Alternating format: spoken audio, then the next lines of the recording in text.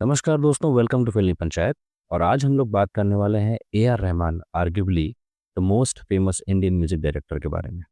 इस बार A R Rahman की हम कोई नई म्यूजिक के बारे में बात नहीं करने वाले हैं इस बार, बल्कि हम बात कर रहे हैं, उन्होंने एक बहुत ही विवादित बयान दे दिया है एक international news media agency BBC को, जिसमें उन्होंने कहा है कि पिछले 8 से 10 सालों में उनको काम नहीं मिल रहा है ज़्यादा, और कम्युनल रीजंस के चलते उनको काम नहीं मिला है। कम्युनल रीजंस का मतलब है उनकी मुस्लिम आइडेंटिटी होने की वजह से उनको काम नहीं मिल रहा है। और उन्होंने ये भी कहा है कि there is a power shift in the industry, मतलब पावर जो है, पावर ने अपने रुख को बदला है। और अब पावर हिंदुत्व सरकार काइंड ऑफ, उनका इशारा यही है कहने का कि हिंदुत्व सरकार की तरफ जा रही है, जिसकी वजह से उनके मुस्लिम होने में उनको काम नहीं मिल रहा है। आज हम लोग इसी वीडियो पे यही बात करेंगे और इसको कायदे से डाइसेक्ट करेंगे कि उनका ये बयान कितना बेबुनियाद और लापरवाह है। तो दोस्तों, ए आर रहमान बोलते हैं कि पिछले 8 से 10 सालों में उनको काम नहीं मिला है। चलिए थोड़ा बात करते हैं, पिछले 8 से 10 साल में उनको काम नहीं मिला है और आज ही उनको ये बयान क्यों आ रहा है। दोस्तों, 1990 से 2000 के दशक, आई थिंक ये जो पूरा 10 साल रहे हैं, ए आर रहमान आर्ग्यूबली भगवान माने जाते थे म्यूजिक इंडस्ट्री के। ये कहना गलत नहीं होगा। ए आर रहमान का जैसे ही म्यूजिक, मतलब जब म्यूजिक रिलीज होती थी और ए आर रहमान का उसमें नाम आता था, तो सब ये कहते थे पहले से ही कि ये हिट होने वाला है। जैसे एक दौर आया था, आपको याद होगा, हिमेश रेशमिया का। जब उनकी म्यूजिक आती थी तो लोग कहते थे रेशमिया की म्यूजिक है, मूवी चले ना चले, ये गाने तो चलने वाले हैं, म्यूजिक तो हिट होने वाली है। वैसे ए आर रहमान जी का एक समय था। तो सबका एक दौर आता है, ठीक है? जिस वक़्त ये शिखर पे थे, जिस वक़्त ये अपनी ऊँचाइयों पे थे, जिस वक़्त ये बुलंदियों पे थे, तब इन्होंने ऐसा कुछ भी नहीं कहा कि मैं मुस्लिम हूँ और मेरी मुस्लिम आइडेंटिटी इसके बीच में आ रही है। हुँ? पर आज उनका कहना है कि मैं, मेरे मुस्लिम होने की वजह से मुझे मुझे काम कम मिल रहा है।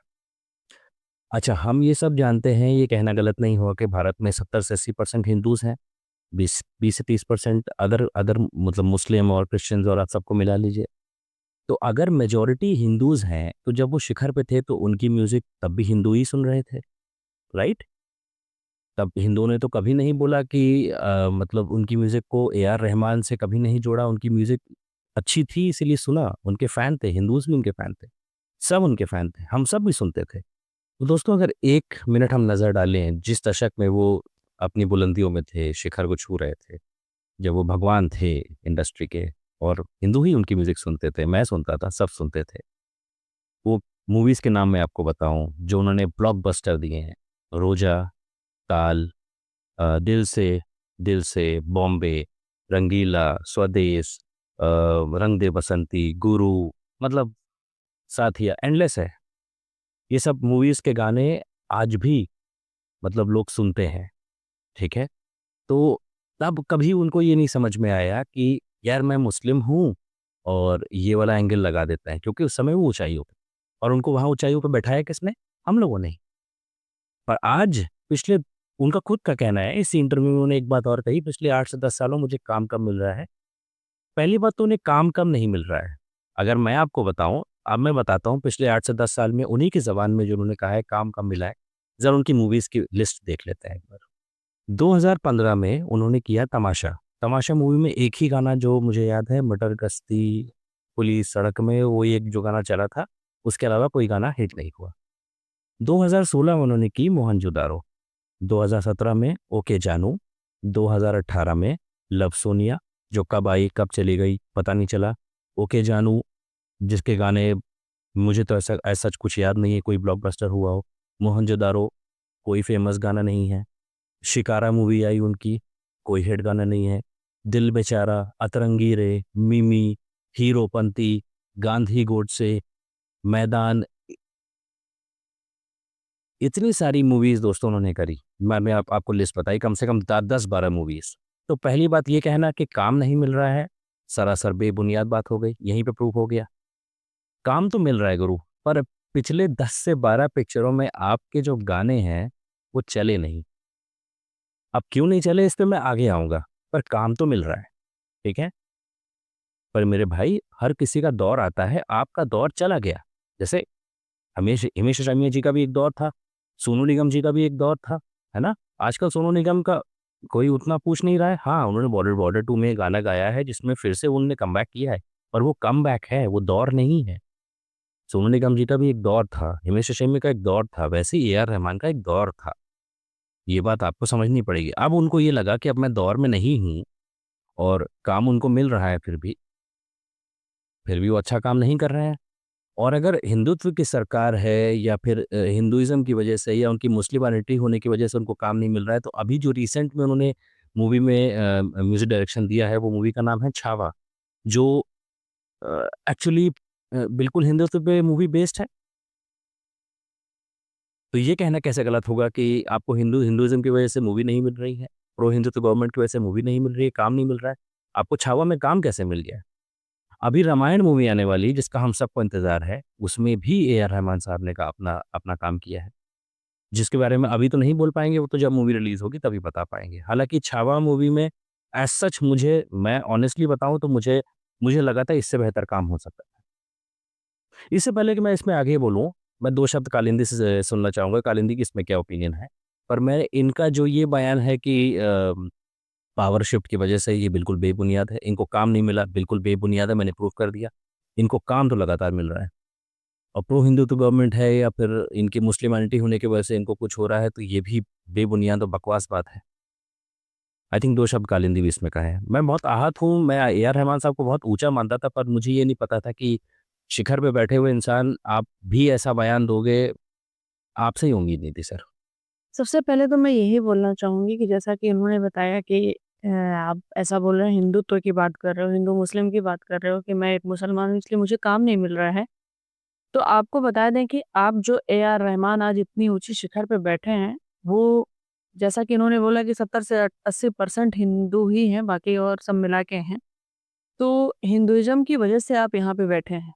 अगर ना हम लोग सपोर्ट करते तो ए आर रहमान को कोई ना जानता। तो पब्लिक ही चूज़ करती है कि आपको हीरो बनाना है कि ज़ीरो बनाना है, ठीक? हम लोग की ही वजह से या पूरी पब्लिक की वजह से, जनता की वजह से आप इतने बढ़िया म्यूज़िक डायरेक्टर बने। और दूसरी बात तो ये है कि आपने पहले हिट फ़िल्में दी, आपका एक दौर था, एक ज़माना था जैसा इन्होंने बोला, सबका टाइम आता है, सबका जाता है। ऐसा नहीं है कि रफ़ी साहब के गाने आज कोई पसंद करता है।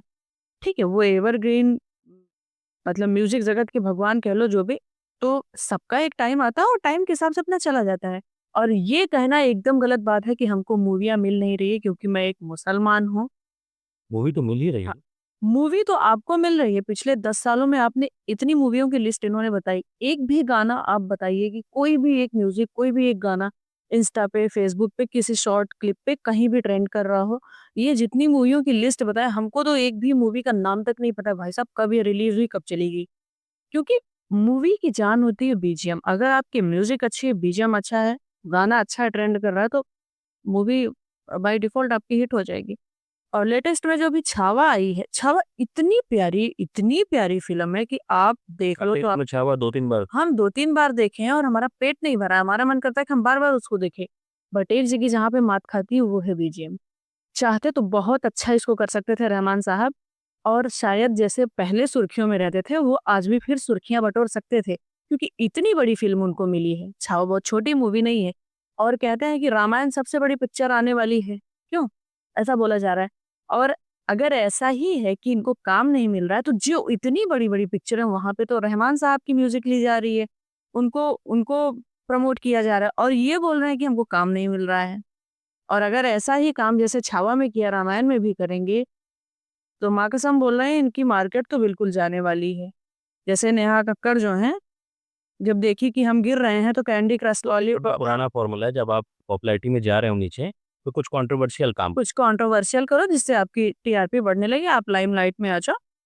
बट ये ए आर रहमान को सूट नहीं कर रहा। ए आर रहमान को बिल्कुल नहीं सूट कर रहा है क्योंकि पब्लिक ने आपको एज़ अ म्यूज़िक डायरेक्टर बहुत पसंद किया, चूज़ किया और आपको इस लेवल तक पहुँचाया और आपका इस तरीके से बयान बिल्कुल नागवारा है और दूसरी बात आपको हम फ्रैंकली स्पीकिंग बता रहे हैं, हमको रहमान साहब की म्यूज़िक आज तक नहीं पसंद आई।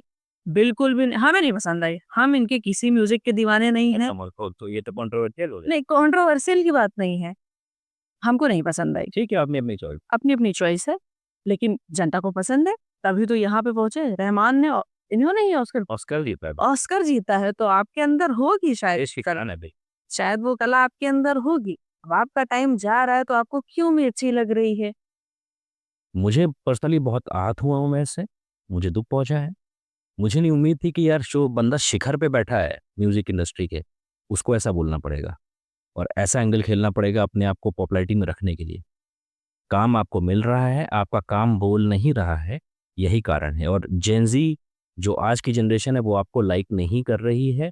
आपके गाने ना तो फ़ेसबुक रील्स और इंस्टा रील्स और कहीं भी उतने वायरल नहीं हो रहे हैं, स्पॉटिफ़ाई चार्ट्स में आप ट्रेंडिंग पे नहीं हैं। ये है सच्चाई। आपको जनता पसंद करती है, आपके काम से, आपका धर्म किसी ने देखा नहीं। तो ये सब आपको ज़रूरत नहीं है, ये सब करना बंद कीजिए और मैं उम्मीद करता हूँ रामायण मूवी जो आने वाली है उसमें आपने बेहतरीन काम किया होगा और हम सब फिर आपके ऊपर एक वीडियो बनाएँगे कि आपने बेहतरीन काम किया है। उम्मीद करता हूँ। इसी के साथ चलता हूँ मैं।